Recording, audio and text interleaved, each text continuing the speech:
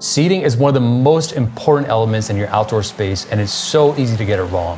So here's all the things you need to remember when designing your perfect outdoor space. When you envision yourself using your yard, what do you see? Do you see yourself curled up on a nice lounge, chaise lounge by the pool reading a book? Do you see yourself having fun and serious conversation with your friends around a fire pit? Or maybe you see yourselves having a dinner party with a lot of friends and family. All of these might seem like different activities, but the one thing they have in common is that they need the right seating choices to make them possible.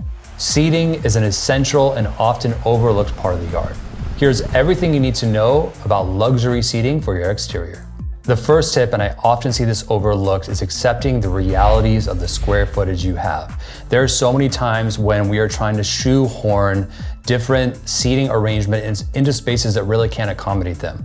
Chaise lounges, they are a big piece of furniture. They have a minimum width of about 9 feet, so you can comfortably walk in front of them, and there's the width if you want to have multiple chaises, but you need a pretty big pad to put chaise lounges. For a fire pit, especially a sunken fire pit, always remember that the sunken element, the steps going down into the pit, will take up a fair amount of square footage as well. And then you want to accommodate for how close do you want the fire pit to be to the bench seating. That way it's neither too hot if it's too close or too cold if it's too far away. So really understanding the scale and the amount of square footage you have to work with is going to really help you to make the right decisions and make sure that you're not just trying to shoehorn something in that doesn't belong. Now, as we're talking about dimensions and sunken seating areas, here's a few clips of my brother Justin sharing more on this. Depth-wise, it's debatable, this is just our preference, is to have it about 20 to 24 inches away from where you're sitting. And the reason is, you want to be able to lounge and put your feet here. If it was much further than that, I would be stretching to get this. So having this ability to kind of prop your feet up, but just think about that. It's really like a great space, and it's not too far away from the fire feature itself. Now the sunken seating area is large. This is a 10 by 3 fire pit. I like to tell people too, we like to at least call out the ideal height for a fire pit is 12 inches. And then the seating area, we like to be right around 18. That gives you a perfect kind of leg height here. And then it also allows you to be, put your feet onto something. If the fire pit was too high, you'd be like that. The next very important decision to be made is quantity. Now, there are some items that are chosen just because they are aesthetically beautiful. There's nothing more beautiful than seeing a pool layout with day beds spaced evenly, let's say 3 or 4 along the pool. There's something so luxurious and resort-like about that. But when you think about your lifestyle and how many you actually need, always keep in mind, how many people live in my home? How many guests do I have over? Do I actually need that many day beds, even though it looks gorgeous? Or at the end of the day, will only one of them ever be used and the 3 other ones always just end up being a place that collects dust and they look beautiful, but it really wasn't worth the investment. So especially for a built-in seating option, very, very important to consider how many people are gonna be in this space on a constant basis to help you determine that. This also applies to dining spaces. Now for our dining arrangements, of course, we have the traditional dining table option, and that can be as big as you like. And we also do a lot of bars, traditional built-in bars, we do swim-up bars. And once again, these are very important places to think about how many people will be using this. For my bar, are 4 seats enough? Or do I actually need 6 to make it useful? Because if I have only 4, that's not gonna accommodate even my own family. So we're gonna end up never really sitting there because we all wanna sit together. So we're gonna end up at the dining table. So it's really, really important to calculate well the amount of people that are gonna be in the space at any given time.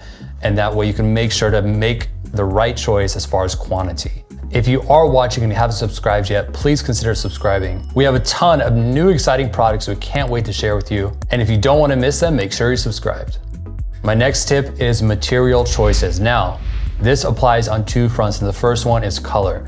I know, especially right now, pretty much across the entire US, everyone wants some version of neutrals, whether it be a neutral beige, a neutral pale gray, a neutral white. Almost all of the choices that we're seeing clients make are in that colorway.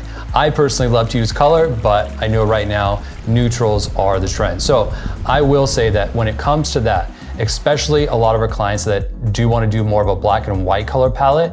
A lot of our clients love to use black cushions because they're like, oh, great, they're not gonna show up dirt because we're outdoors, and it is true, cushions do kind of show up dirt more when they're outdoors. So one word of warning about black cushions especially is that if you live anywhere in the southern half of the US, these soak up the sun's rays and can be very hot to the touch.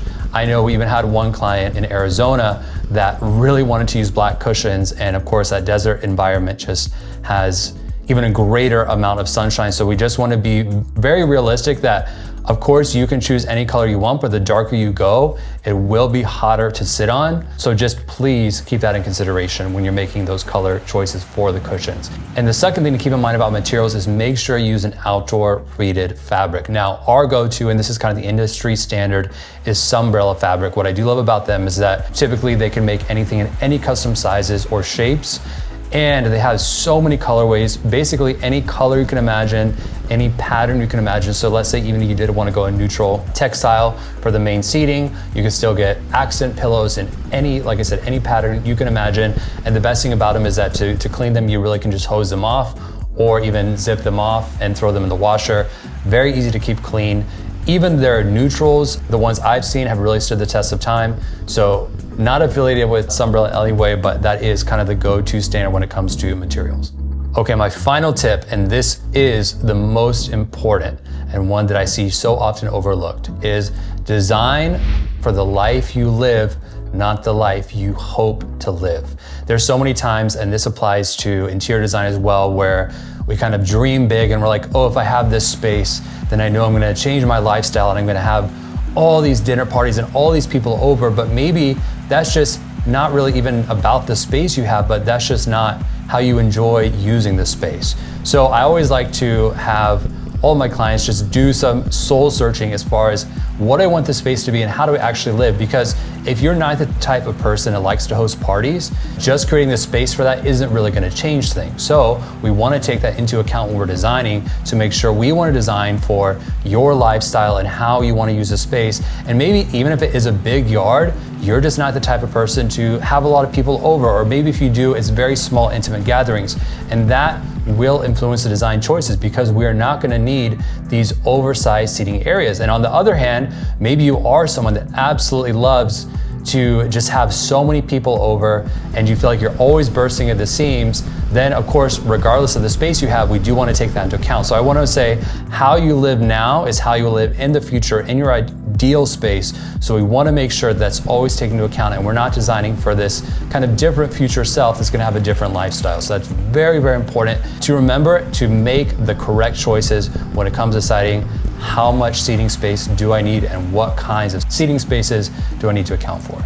Want to see more of our favorite seating spaces? Make sure to check out the portfolio on our website.